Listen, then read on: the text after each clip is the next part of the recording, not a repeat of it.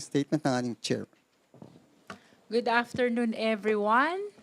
So today, natunghayan po natin ang pag-uumpisa ng paglalatag ng mga ebidensya in support of Article 1.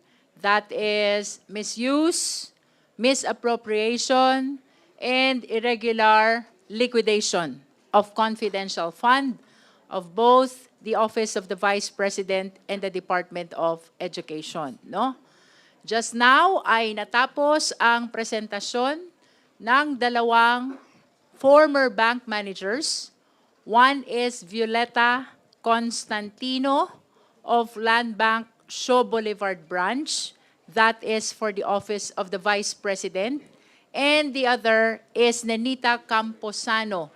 That is for DepEd Branch, corresponding naman dito sa confidential fund ng Department of Education.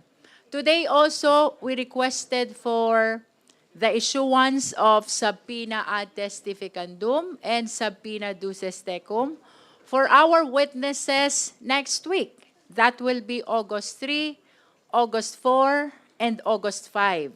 At kung sino-sino ang mga ito, kasama po dito yung former state auditor ng ICFAO. And by ICFAO, it means Intelligence Confidential Fund Audit Unit ng Commission on Audit. First is the former state auditor and second is the present state auditor, no? So apparently, dalawa yung testigo natin na kokompleto sa kwento about the audit of this confidential funds. And the third is our Legislative Bureau Head, no? Upang i-identify naman ang mga dokumento na nanggaling sa House of Representatives. So, tuloy-tuloy po ang ating presentasyon ng evidence kaugnay ng confidential fund. And I understand, kanina pre-announce na rin ng ating presiding officer about yung naging proposal ng impeachment court. Through the initiative, as the presiding officer has said, the Honorable Senator Judge Bam Aquino. Linawin ko lang po, the initiative came from the impeachment court. Tinanong po kami whether we will be amenable to switching to the rule of alternating system of presentation per article, which means prosecution and defense per article. No? I wish to acknowledge that in our manifestation, we agreed to the proposal of the impeachment court initiated by Senator Judge Bam Aquino for a number of vital reasons. One is, it is consistent to organize, coherent, and self-sustained proceeding of the impeachment court. Second, it will provide better opportunity not only for the senator judges, but even to the viewing public to have a better and more accurate appreciation of the evidence which are being presented, first by the prosecution and second by the defense. Third, I wish to say that there should be no issue of due process because either way you go, kung per article man yan, or the prosecution will finish first all the 4 articles before the defense starts, either way, palaging may opportunity ang defense to present their own evidence. So there is no issue about due process. Fourth, there should be no issue also about proof beyond reasonable doubt because this is not a criminal case. This is an impeachment case, and according to the Constitution and even in the Senate rules, walang quantum of evidence. If at all, dun lang yan nabanggit sa Duterte versus House of Representatives, which mentioned about clear and convincing evidence, which is apparently below the quantum of proof beyond reasonable doubt. Ultimately, gusto ko lang ibahagi sa ating mga kababayan, matter of rules.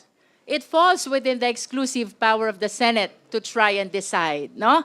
So with all due respect to them, even in fact without soliciting the position of either or both parties, it is within the power of the impeachment court should they wish to change the rule. Thank you. All right. Pwede na po tayo mag-accept ng questions? Okay. Unahin po natin si Gab. Ma'am, sirs, tinanong ko na to kanina pero baka may reaction lang po kayo. Kasi yung mga testimonies nung dalawang land bank branch manager, actually mas yung una, si Constantino, parang kino-corroborate po niya yung mga sinabi ni Ramil Madriaga dun sa Committee on Justice na merong 4 na bags na pinaglagyan ng pera at yung withdrawal, sabi nga na-observe din po namin kayo na yung withdrawal date nung cheque is December 20 at yung sinasabi ni Ramil Madriaga na araw na dinistribute niya yung pera was also December 20. What do you think of this, yung parang similarities dun sa testimonies, given na maaga sinabi ni Madriaga in April pa tapos na-corroborate nung land bank manager?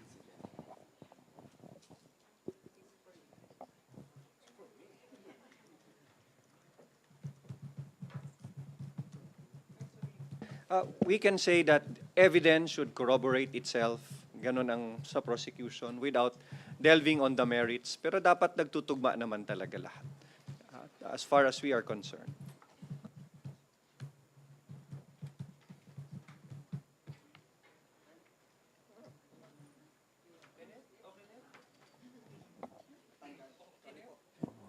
Pero without giving detail to the strategy of the prosecution team, pwede niyo po ba i-disclose kung kailan, what point in this discussion of Article 1 do you intend to call Ramil Madriaga to the witness stand? May I respond to that? Alam po ninyo, yung list ng witnesses, it is not fixed.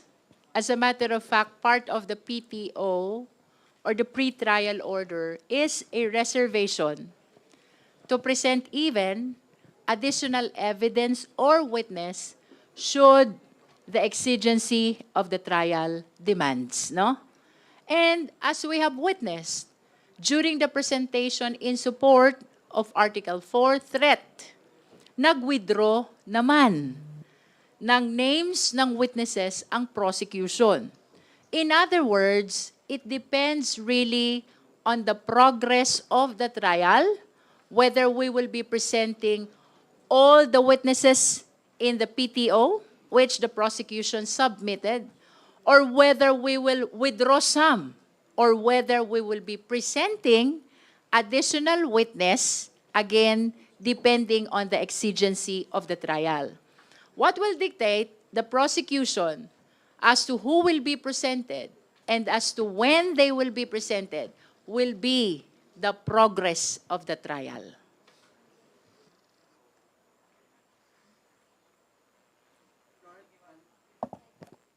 Sir, good morning. Ma'am, good morning. Ann po ng Bombo Radio.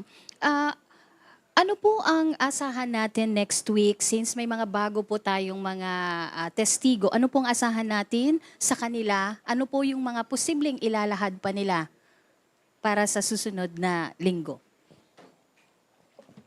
With respect to the 2 state auditors from COA, ICFAO, no? Huwag tayong malilito, ha? Very specific itong fund na pinag-uusapan natin. This is confidential fund. So, we expect to hear from the witnesses, both the former state auditor in the person of Roderick Wamil and the present state auditor in the person of Silene May L.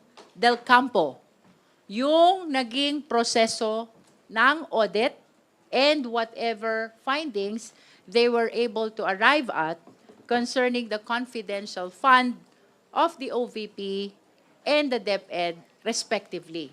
No?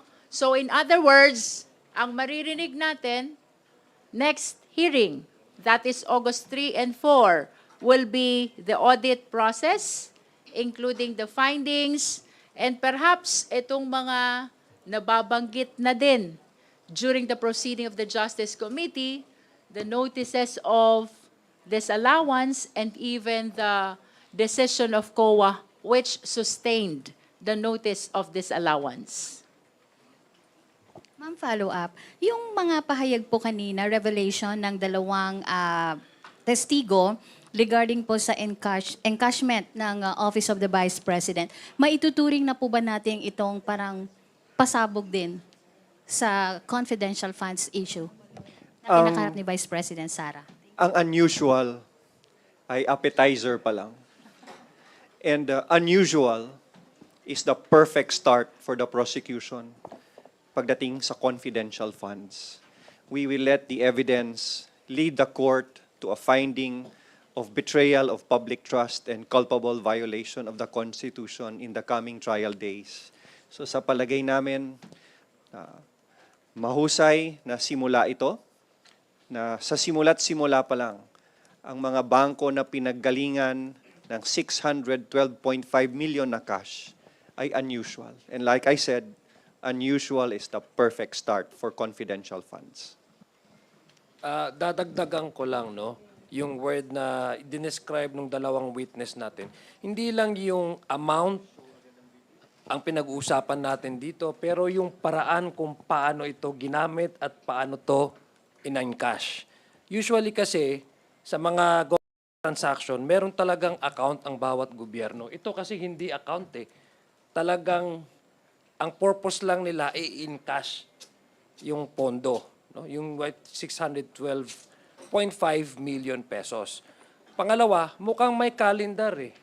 Mukhang nakakalendar. Kung titingnan nyo at mapansin nyo, pinakinggan nyo yung tanong ni Senator Judge Panfilo Pinglacson, ang tanong niya is, mayroon ba kayong ipapresent na competent witness na parte sa intelligence community? Kasi normally, being a former investigator himself, ang confidential or intelligence funds, hindi mo talaga ma-predict yan kung kailan yung kailangan eh.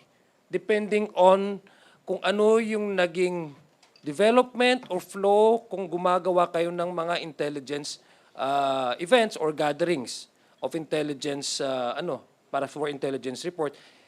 Kumbaga na outside of the realm of possibility, naging predictability na siya to a point that yung pagkakalendar ng every quarterly with a specific amount, mukhang makikita yung pattern at the manner by which it was released na there's really that intent to really utilize these funds for the whole year na ma-zero. So, ibig sabihin, yung mismong way of using the confidential funds ay mukhang of suspect na siya.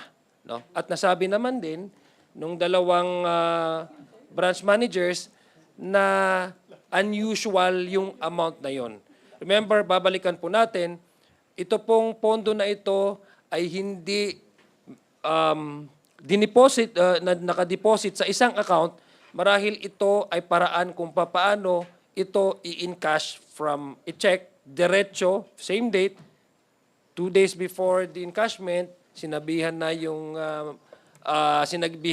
branch ng landmark na ito yung pangalan ng pupunta at dito nyo i-encash. So, ibig sabihin, meron na silang sistema kung paano i-use up itong confidential funds na base doon sa flow ng releases ay parang nakakalendar at parang may cadence, no? Every quarterly.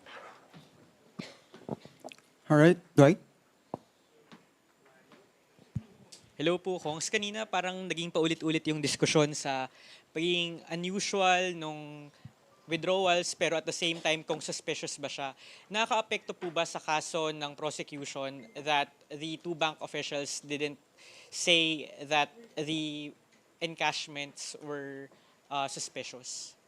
Well, if we listen to the purposes of testimony of these witnesses, wala namang binanggit si Congressman Joel Chua about suspicious and covered transaction. I think it is clear that the only purpose of the testimony is to establish the fact na ito ay galing sa National Treasury, na download dun sa dalawang agencies at na encash nitong mga payees who apparently represent those agencies, no? Wala akong narinig about the purposes concerning suspicious and covered transactions. I think magiging significant ang discussion natin about Anti-Money Laundering Act as well as the circumstances when the transaction becomes suspicious and when the transaction is covered. Siguro pagdating natin dun sa paapat na artikulo na ilalatag ng prosecution, that is amassing unexplained wealth.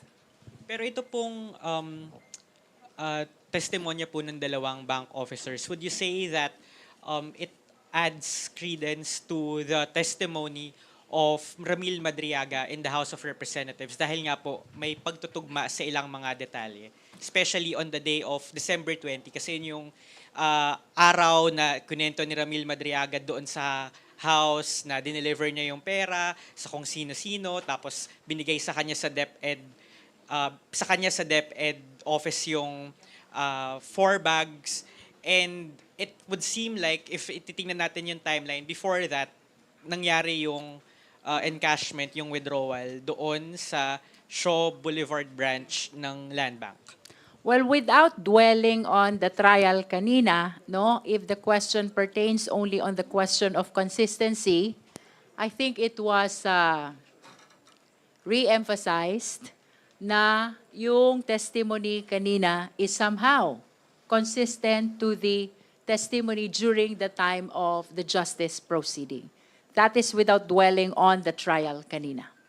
But kasi Clarify lang natin, was it withdrawal? Kasi I think the testimony of the two witnesses, it's more of encashment eh. encashment.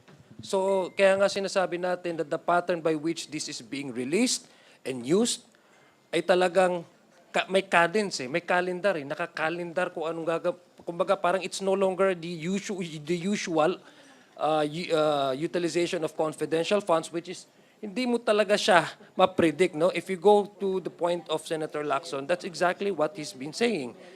Na, I mean, in terms of intelligence and confidential fund, hindi mo talaga siya ma-predict ng every quarterly may paggagamitan kayo dito. Precisely because any possibility might happen after 2 months or in fact, maski sabihin natin na year, hindi mo magagamit yan. Pero yun, may systematic eh, na gagawin yung day, yung nakakalendar, at yung manner kung sinong bibigyan, at magkano yung amount, at ano yung papadaan, at ilang day po pwedeng ma-release. Kung say na lang dahil di ka naman covered ng sub judice, but do you think that the testimonies of the two support the belief that Madriaga is a credible witness? Kasi may ganoon naman talagang discussions na may mga syempre pinapabulaanan yung kredibilidad ni Madriaga as a witness, pero dahil yung testimonya kanina nung dalawa ay seemingly lining up to Madriaga's testimony, does that make him a more credible witness? Well, as to whether or not he will be presented before the impeachment court, that is entirely within the decision of the House Prosecution Panel without even saying na gagawin nila yon, because this is my personal take on that. Of course, yes. Kasi yung pagpresenta, hindi naman magkakilala ata yung dalawang bank managers at saka si Madriaga, no? So pero may pagkakapare-pareho yung sinasabi nila, yung description nung nilagyan ng pera, yung ano yung bag, ilang bag ang nilagyan, at saka yung date na pinag-releasean ng cheque na to, may kakapagkakapere. Pero I don't think this is a made-up story agreed by these 3 individuals, di ba? So it would definitely give credence and credibility to the testimony of Madriaga. But as to your question whether he is a credible witness, that is already beyond, I think it's no long, yeah, it's already beyond, yes. That is already beyond the judgment of the House Prosecution Panel, because the one that can actually determine whether one is competent or not is the impeachment court. No? Kong Jing, sige po. Thank you po. Kong Jinky, quickly lang, is it safe to say or accurate to say na sa ngayon po wala pang kasiguruhan kung haharap o magte-take ng witness stand si Ramil Madriaga? What I can say is Ramil Madriaga is part of the names of the witnesses we submitted to the impeachment court in support of Article 1 confidential fund, no? Like any other witnesses who are included in that list, their presentation will really depend on the exigency of the trial. We have witnessed this during our presentation of article on threat. Nakalista pero may na-withdraw. But there's a possibility also na hindi nakalista, but we will be seeking the permission of the court that they be presented, no? So, while we submitted names of witnesses and they form part of the pre-trial order, as to whether they will be presented or not will entirely depend on the progress of the trial. Ma'am, good afternoon po. Linas Kapandi, GMA News Online. Ma'am, yung sa testimonies lang po, how does this huge amount of unprecedented cash withdrawals boost your allegation that there was indeed misuse of confidential funds on the part of the Vice President? Well, unang from the very start, the reason why, again, babalikan po natin from the very beginning, no? Kasi one of the senator judges was also asking during the confirmation hearing, and even, in fact, way back as the good government hearing. The fact that COA has already flagged the use of these confidential funds is already enough basis for us na meron talagang misuse of the confidential funds. Now, yung mga naririnig natin from reports, ito na ay magiging official na ebidensya sa impeachment court, where we can actually discuss about, among other things, no, yung manner kung paano ginamit ang pera, kung magkano yung ginamit na pera, at alin ang mga na-violate doon sa joint circular ng ginawa po ng COA. So, of course, it would definitely boost the allegation as contained under Article 1, because according to kung papakinggan po natin for ordinary Filipino at mapakinggan po natin yung kanilang testimonya, ito pong amount na ito at saka yung sequence at saka yung frequency ng pagre-release nitong pag-in-cash nitong mga cheque na ito ay unusual para sa kanila. Para isa sa yung mismong manager ng Land Bank DepEd ang nagsasabing first time niya na meron siyang na-experience na may ganitong klaseng transaction with this kind of amount. So, doon pa lang, sabi nga ni Kong Lawrence, doon pa lang, that's already enough appetizer for the public to realize that there's really that intent, no, to really misuse itong confidential funds, pera ng taong bayan na pinagkatiwala sa kanya. Follow-up lang po. Does this also establish that it was the Vice President who ordered her subordinates to encash those funds? Would that be accurate? Again, as to your question kung anong na-establish, we always need to go back to the purposes for which the testimony was offered. Wala po akong naaalala sa purposes ng testimony nitong dalawang testigo from Land Bank, former branch managers, about having been ordered by the respondent Vice President for the encashment of those checks.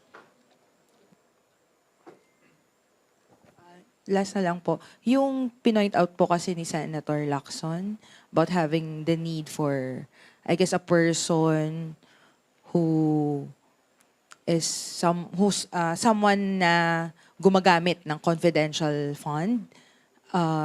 Do you feel the need to field a witness for this po? Halimbawa from law enforcement or kahit siguro civilian agency na consistent recipient of confidential fund, maybe the ombudsman? Well, I personally appreciate yung naging concern ni Senator Judge Ping Lacson, no? But I wish to solicit your understanding about the confine of the allegations under Article 1. Ang sabi dyan, misuse, misappropriation, and irregular liquidation of confidential fund, no? So if the question would be, tama ba na merong confidential fund itong mga agencies na ito? I think that will be beyond the allegations. Kasi ang ating allegation is confined only on nagamit ba ng tama? Nawala ba?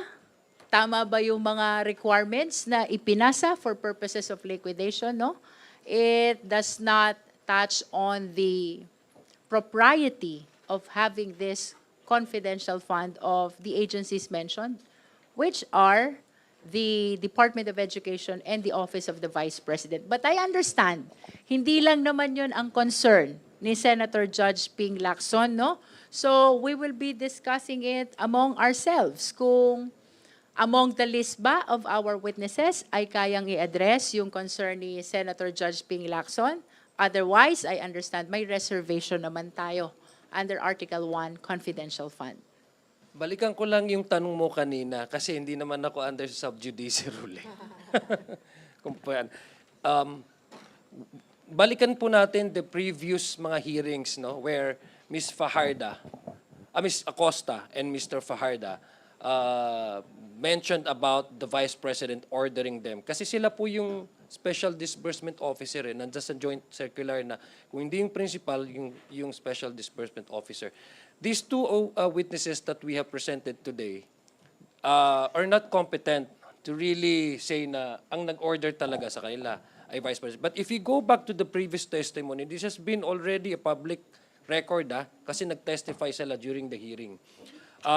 Talagang ang Vice President, kasi we're talking about 600 point something million pesos. Now, may kasabihan tayo na backstops at the head of the department of the agency. So naturally, they cannot be a special disbursement officer without their principal, no, appointing them or designating this role to these two special disbursement officers, which is Ms. Acosta and Mr. Fajarda, na sila yung payee nang nagpapa-withdraw at nag-i-encash dito sa 612.5 million pesos na confidential funds. Magandang hapon po. Isa Umali po from DZWB. Kanina po may nabanggit si Senator Judge Alan Peter Cayetano, just because it's unusual doesn't mean it's illegal. Meron din pong ganitong nabanggit kanina or natanong si Senator Judge Robin Padilla. May we get your reactions po? Thank you. We do not want to draw any conclusions as to whether it's illegal or not. Ang sinasabi lang natin, it was a good start that it was established by the bank representatives that there was cash in the amount of 612.5 million that was encashed. It was unusual. And indeed, that money went to DepEd and the OVP. OVP and DepEd. And that's the purpose for those two witnesses. And for the rest of the evidence that will prove betrayal of public trust and culpable violation of the Constitution, let's wait for our other witnesses and our other evidence to prove that. Ma'am.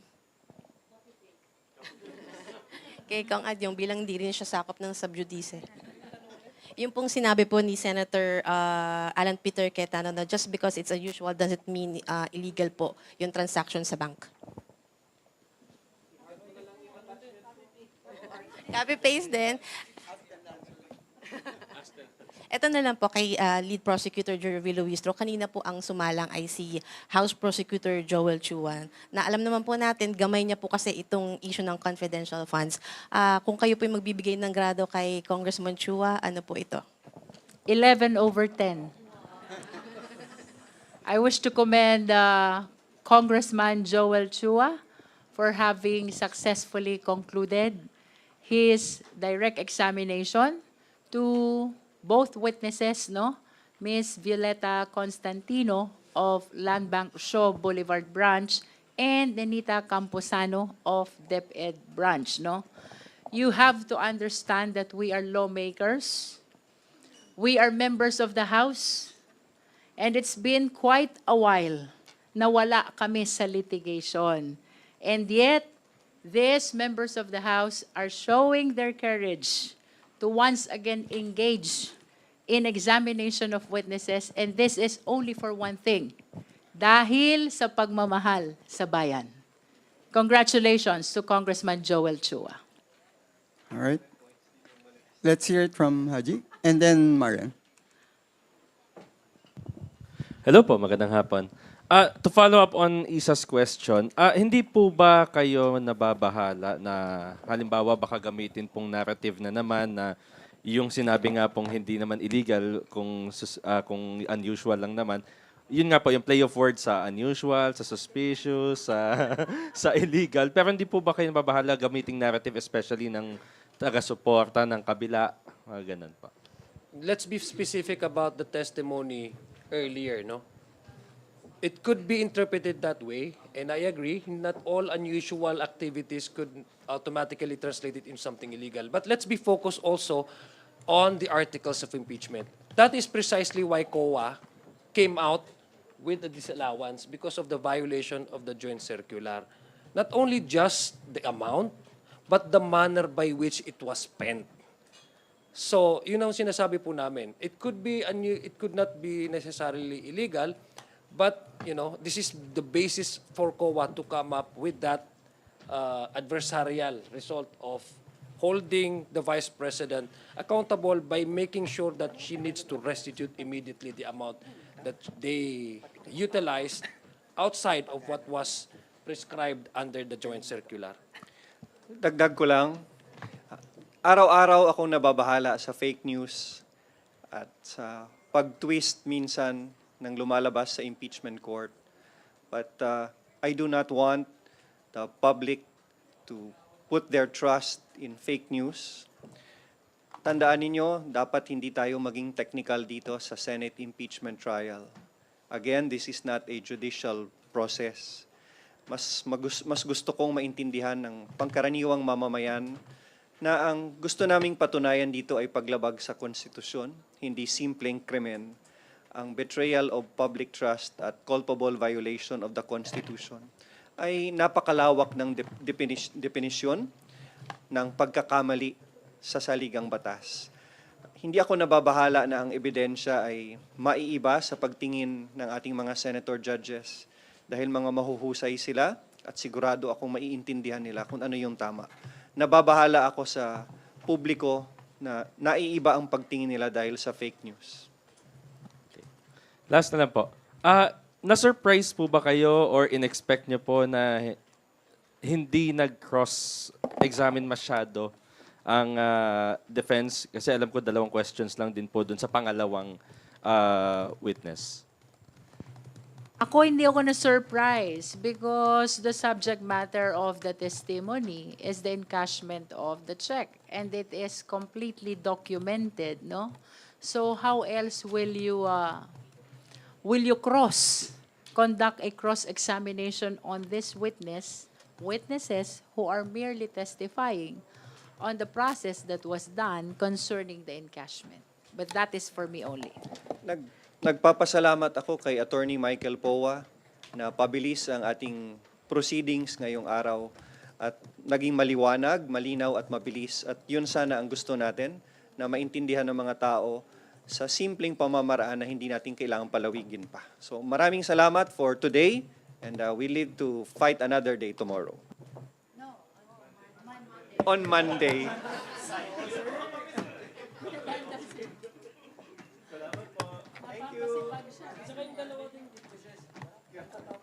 Kahit walang question si Rosalie. Next po si Ate Rose. Good afternoon po, Kongs. Kong Defensor, you said earlier yung mga binanggit po na unusual ay perfect start na no, pagdating po doon sa confidential funds. Clearly po, noong impeachment hearing po sa Justice Committee, na lumabas na po doon, no, yung bukod po doon sa 72.3 million na pinababalik ng COA Notice of Disallowance, nandun din yung 375 million pesos na another Notice of Disallowance for the 2023 CF po ng OVP. Doon po na-establish na yung pattern sa maling paggasta po ng opisina ni VP Sara. Yun po ba yung aabangan nating pasabog, kumbaga? And ano pa po yung makikita natin next week?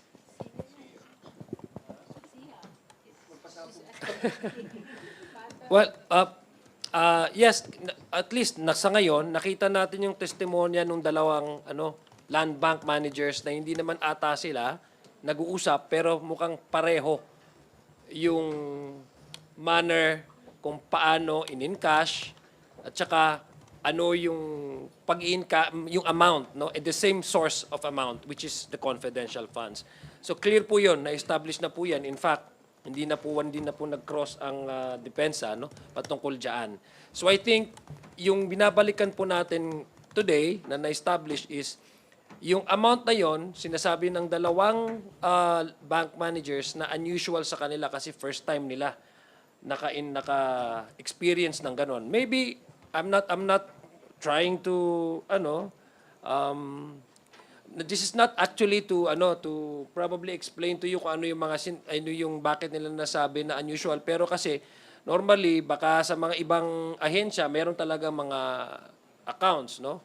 Ang mga agencies in land bank, pero ito kasi hindi to withdrawal, talagang encashment. So I mean, from that alone would speak yung allegation ng ating gusto nating ipresenta at i-establish sa korte in the coming days na hindi lang po yung amount ang pinag-uusapan natin dito, pero even yung manner by which, again, these amounts are being spent. Did you get my point? How it was spent. Yeah, the way it was spent. Yun nga po, yung misuse, no? I would just like to ask lang po, may ongoing na po bang cases or charges or complaints filed against VP regarding plunder, technical malversation regarding this? I am not very much certain, but what I recall, after the termination of the inquiry in aid of legislation of the Committee on Good Government, then presided by Congressman Joel Chua back in 19th Congress, nag-submit ng committee report. And then this committee report was docketed during the time of then Ombudsman Samuel Martires. Apart from that, wala na po akong ibang updates. Yes, and gano'n nga po kalaking pasabog to. And also, yung mga lalabas dito regarding po dun sa maybe yung complaints or yung recommendations to file charges. Posible bang makadagdag doon? I think, the reason why I don't, kasi part na yan po sa presentation next week, so mukhang, other than what the presiding officer, as requested by the prosecution panel, yung mga magiging saksi, next week, antabayan na lang po natin kung ano yung magiging testimonya nila pagpapresenta po ng House Prosecution Panel. Last na lang, sir, yung the fact na lang na may pinababalik na pondo mismo para kay VP Sara and other involved officials. What does it say?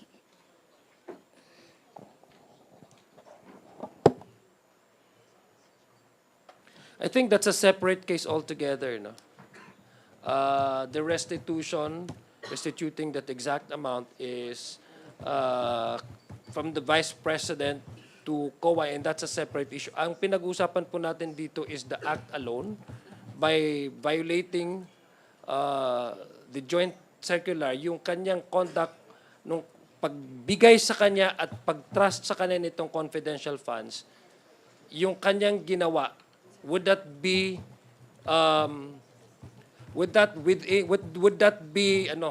allowable, or even yung fitness niya na binigyan siya na ganitong halaga, na pagkatiwalaan ba siya na gamitin itong klaseng halaga, itong halaga na to para gawin ang anong dapat niyang gawin according to her mandate, no? So ito po yung pinag-uusapan natin dito sa impeachment trial na ito, yung fitness po niya. As to other cases that the Vice President is probably facing with COA, that's a separate case altogether. All right, thank you, Marian. Lance, do you still want to ask your question? Go ahead. Hello po. Short question lang po on my end. Kasi as we all know po, yung confidential funds, yung may pinakamahabang trial days. Given na naging mabilis po ngayon, nakapagdalawang witnesses kayo, and as you've mentioned, Kong Jinky, kanina na magdedepende naman yung pagpresenta ng ibang witness sa magiging progress ng trial, can you answer now kung may exhaust po ba ng prosecution itong 31 trial days? Because it may take more than a month bago po ito matapos. For confidential funds. Well, we understand no na hindi naman dapat mahaba itong impeachment trial na ito. That's why every now and then we are revisiting the list of our witnesses. If there are occasions when we can lessen the witness, we will do that. But if there are occasions we need to add witnesses, we will do that as well. It again, as I have stated earlier, no, walang fixed na list ng witnesses. It will all depend on the progress of the trial. Thank you. Ma'am Milky? Good afternoon. Good afternoon. Milky Rigonan, DCRH. Prosecutors, ano po yung, going back to the manifestation of Senator Judge Panfilo Ping Lacson kanina, na dapat meron daw pong magpapaliwanag on the issue of confidential funds. Ang sagot po ni Representative Joel Chua, pwede i-consider representatives from Commission on Audit. Will you consider it? Or pag-uusapan po ba ito ng prosecution team?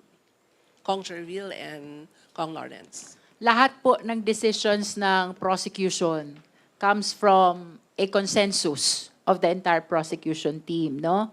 Bagaman nagkomento na ako kanina na significant yung naging concern ni Senator Ping Lacson. However, the presentation of evidence for confidential fund is confined only to the allegations in the articles of impeachment. Ano ba yung allegation? It pertains merely to misuse, to misappropriation, and to irregular liquidation of confidential fund, no?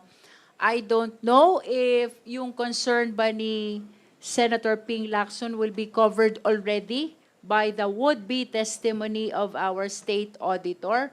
In the event na hindi pa, definitely the team will be huddling again, consulting each other whether or not there will be need to present additional witness to better satisfy all the questions, possible questions, not only of the senator judges, but even of the viewing public with respect to the utilization of confidential fund.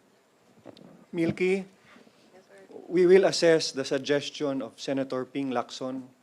We do not want to compare OVP and DepEd with other agencies kung paano nila ginagamit ang kanilang confidential at intelligence fund.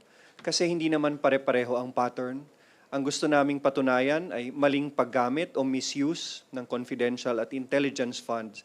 At hindi mo pwedeng ibangga yon ng pantay-pantay sa ibang ahensya tulad ng AFP, tulad ng PNP.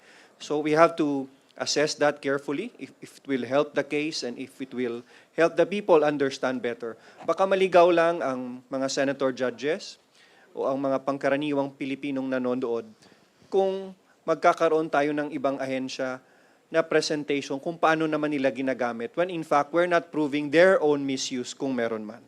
So let's stick to OVP and DepEd because we want to prove misuse of confidential and intelligence fund that will constitute betrayal of public trust and culpable violation of the Constitution. Thank you. Ma'am, kumustahin namin si Prosecutor Leila De Liba. She was interrupted many times kanina on her opening statement. Ano po ang nasabi niya sa inyo? She's very much okay. As a matter of fact, I even told her na very powerful yung few questions na na-raise niya before she was interrupted. No, I think she anticipated that even during the start because she was forewarned at the onset about not making conclusion of fact and conclusion of law. Apparently nga, paborito ko yun making conclusion of fact and conclusion of law because we are the prosecution, no? But we perfectly understand the position of the presiding officer And even Congresswoman Laila De Lima equally understands that. Kasi kausap ko na siya kanina. She is very much fine. Sayang na hindi natapos ni Congresswoman Laila De Lima ang kanyang introduction to confidential funds. Kasi sana malinaw ito na nailatag sa mga Pilipinong sumusubaybay kung ano ang kasalanan na gustong patunayan ng prosecution at kung anong aabangan na ebidensya para patunayan ito. Senator Chis Escudero is doing an excellent job as presiding officer. Ngunit sana bilang prosecution at bilang defense team, we should be allowed to freely advocate for our position na hindi naman kailangan bigyan ito ng mabigat na evidentiary weight pagdating sa senator judges. But sana hayaan kaming mag-manifest and freely advocate our position to support our case for conviction or for acquittal. Yes.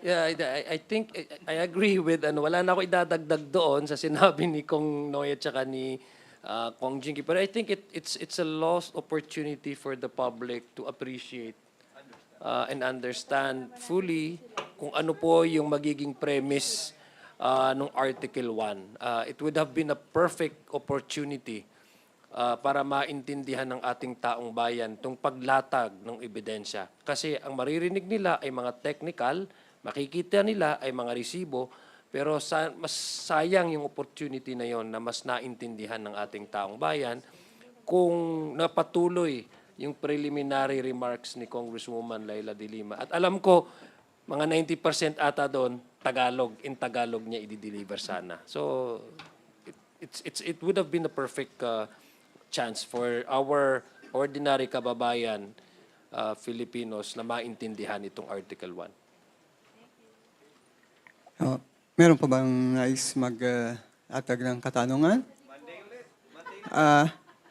Kung wala na, maraming salamat po Thank sa you, ating everyone. Thank members you. of the panel, kay Chair Jinky, kay Congressman Defensor. Pero, please bear with us. Sabi nga ni Kong Noy, mas magandang malaman ng mga kababayan natin kung ano yung totoong pangyayari. Kaya ngayon, meron tayong konting PowerPoint presentation na ipapayag sa atin ni Congressman C. Alonto Adyong. Para lang po mas maintindihan ng ating mga kababayan kung ano yung kaganapan ngayong hapon na ito. Thank you. Thank you.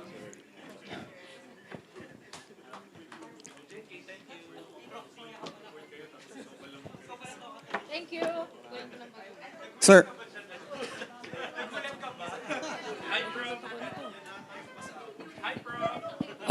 Again, thank you. Yeah, thank you very much. So, just a review lang po kung what happened today. So we have presented dalawa pong witnesses. Isa po si Miss Ninita Compasano and Miss Violeta Constantino. Miss Violeta is the land bank manager po sa Shaw Boulevard, kung saan ang confidential funds po ng OVP ay doon na in cash. Ang payee po ay si Miss Gina Acosta. Siya po yung Special Disbursement Officer ng Office of the Vice President.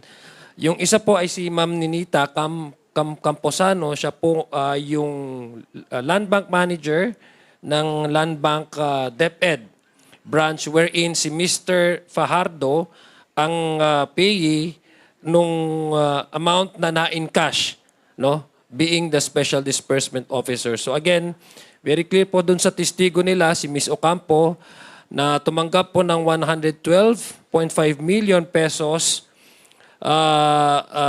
Si DepEd Special Disbursing Officer Edward Fajardo mula sa 3 cheque, no? In trans.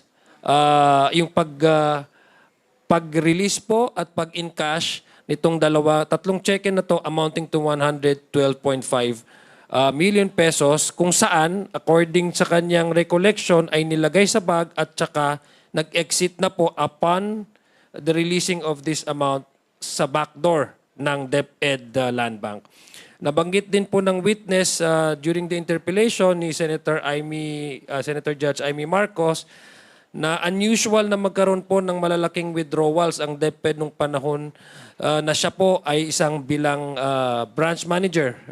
Dahil for the past 2 years po, nasabi po niya, nung siya po ay branch manager ng DepEd, Land Bank of the Philippines, DepEd, ay for the first time na magkaroon po siya ng ganong klaseng amount na in-cash po in 3 tranches amounting to 112 million pesos. Tinanong po din siya kung meron pang other transaction from other government agencies.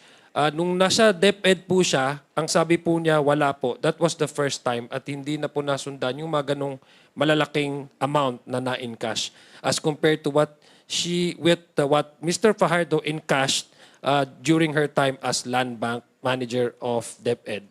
DepEd Land Bank Manager. So ano naman po si Miss Vios, tulad ng unang witness po, no, we're still talking about Camposano.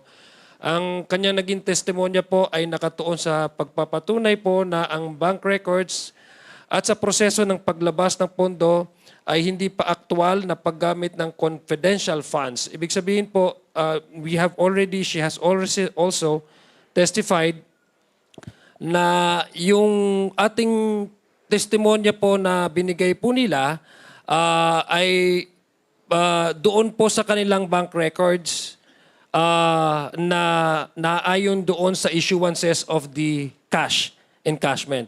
So hopefully kasi connected din po ito dun sa tanong kanina ni Marian kung anong magiging possible na discussion in the couple of weeks. I think we will also try to connect this with our next witnesses in the coming days, next week. Again, similar po yung nakita po natin na pattern by which these 2 witnesses have testified. Number 1, confidential funds. Number 2, the manner by which these funds were issued and the manner by which it was encashed within a day. Tinatawagan po itong dalawang land bank managers 2 days or a day prior to the issuance of the check and the date by which it is expected to be encashed. So kung babalikan po ninyo, talagang sinasabihan po sila. I think may isa din po na naka-assign para tawagan si Miss Constantino para naman sa OVP. Meron din po naka-assign na tumatawag kay Miss Camposano, no? Pag sila po ay pag ang OVP at ang DepEd ay magpapa-encash po ng mga confidential funds nila. So, any questions po? All right. Wala na? Ha? Okay na?